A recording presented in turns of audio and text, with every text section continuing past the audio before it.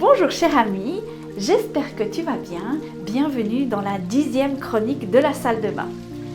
D'habitude je te raconte une histoire, mais aujourd'hui je vais faire un peu différemment. J'aimerais te parler de sable. J'aimerais imaginer aujourd'hui que notre vie c'est comme si c'était des grains de sable. Je ne sais pas si tu sais, mais les grains de sable, c'est le résultat d'érosions de roches qui ont été roulées dans les ruisseaux, les torrents, les fleuves, qui ont été malmenés dans les vagues de l'océan. Les grains de sable, c'est également des petits bouts de coquillage. C'est comme notre vie, on a été roulé, patiemment poli par tout ce qui nous arrive, et puis on pourrait dire qu'on ressemble à des grains de sable. Je ne peux pas t'emmener sur une plage très très loin d'ici, comme sur la côte atlantique par exemple. J'aimerais bien, hein, mais aujourd'hui je vais faire un peu autrement. Allez viens, je t'emmène avec moi. Eh bien aujourd'hui, je t'emmène sur une plage du lac Léman.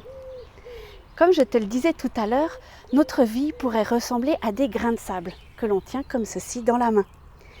Je ne sais pas si tu es comme moi, mais il y a certains aspects de ma vie que j'aime bien contrôler. Et quand je contrôle, je ferme la main, comme ça. Mais plus je ferme, plus le sable s'échappe. Et j'arrive à rien contrôler du tout. Je pense que la première chose que Dieu nous demande, c'est de garder la main ouverte et comme ça, il pourra œuvrer en nous. De quelle manière il va œuvrer en nous? Grâce à son Saint-Esprit. Peut-être que tu es déjà allé à la plage, que tu as déjà fait des châteaux de sable et que tu as déjà essayé de faire avec juste du sable. Eh bien, ça ne tient pas, il faut de l'eau. C'est la même chose avec le Saint-Esprit. Quand il veut œuvrer dans ta vie, il faut qu'il rajoute de l'eau dans ta vie pour en faire quelque chose. Ça fait du bien, n'est-ce pas, de sortir du cadre parfois. Mais revenons à nos moutons, à nos grains de sable. As-tu déjà vu en vrai ou bien en photo les sculptures de sable qui sont faites lors de concours? Les gens qui font ça font des choses absolument extraordinaires. Il y a des châteaux des mille et une nuits, il y a des sirènes, des bêtes bizarres, il y en a qui font même des voitures. Et les gens viennent de très loin pour admirer ces œuvres, les photographier, poser à côté et tout le monde en parle et c'est très très beau.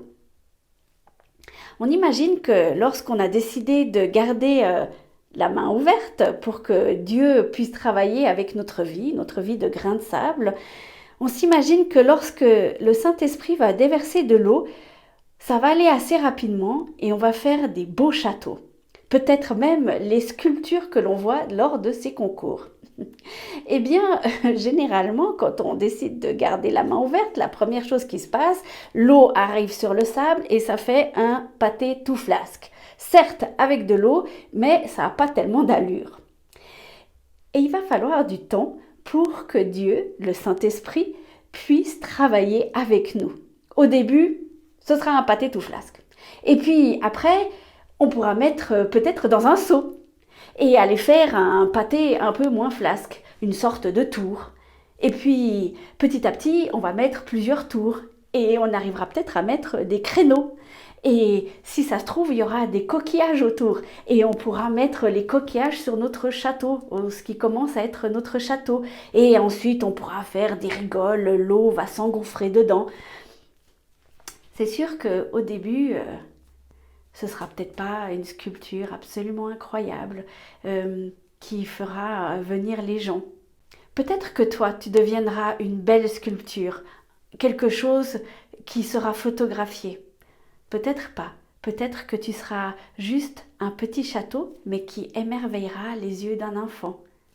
On n'est pas tous appelés à la même chose, mais ce à quoi on est appelé, c'est de garder la main ouverte pour que Dieu, le Saint-Esprit et Jésus puissent travailler en nous grâce à l'eau.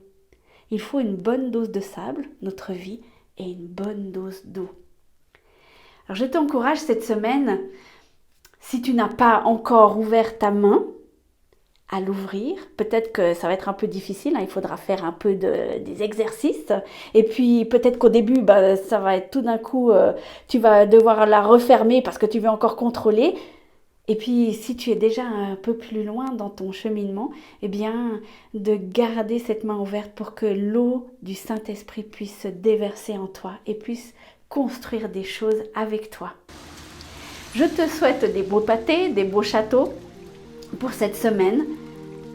On verra bien ce que Dieu fera dans ta vie, mais je suis sûre que ce sera quelque chose d'extraordinaire. Je te dis à bientôt et te souhaite une belle semaine. Au revoir.